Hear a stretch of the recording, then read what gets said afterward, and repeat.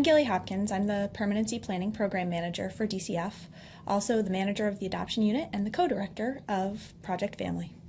Hi, I'm Wanda Audette. I'm the Director of Adoption at Lund and the co-director of Project Family and also a foster adoptive parent. We're here today to talk to you about the adoption process in the state of Vermont. And I want to give you a little history about Project Family.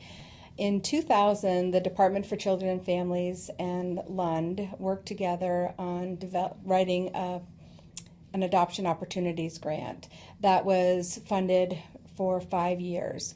We created that partnership due to the lingering waiting children in the state foster care system. At the time of the grant, there were about 90 children that were waiting for permanency. And so in developing that partnership, which is a nationally recognized program, we were able to have children achieve permanency much quicker and more efficiently. And to date, we have finalized over 3,800 adoptions since the conception of Project Family.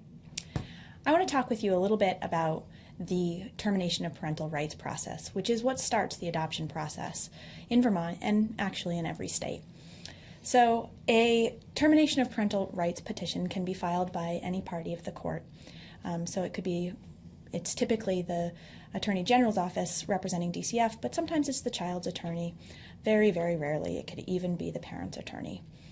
Once a termination of parental rights is filed, several hearings will be held, typically a status hearing. The process can be really succinct or it can be really drawn out depending on the outcome and the way that the termination of parental rights is going to be achieved. If the termination of parental rights is going to be voluntary, sometimes the process can be pretty quick. The birth parents go into court, they decide that a termination of parental rights and adoption as a permanency outcome for their children is appropriate, and they let the court know that. When that happens, the procession to adoption can be pretty fast. Very often that's not the case.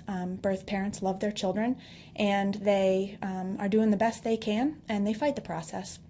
When that happens, termination of parental rights proceedings can be pretty drawn out. They can last months to sometimes the entire process can take over a year. At the conclusion of a termination of parental rights proceeding, there's always a written order. If that written order comes out of a voluntary relinquishment, there's no appeal period. If the written order is a decision made by the court, the birth parents will have 30 days to consider whether or not they wish to appeal that order to the Supreme Court.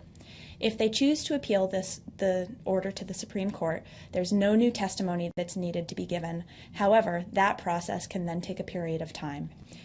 If at the conclusion of the appeal by the Supreme Court rules that the termination of parental rights is to be upheld, DCF and Project Family can then proceed with the adoption.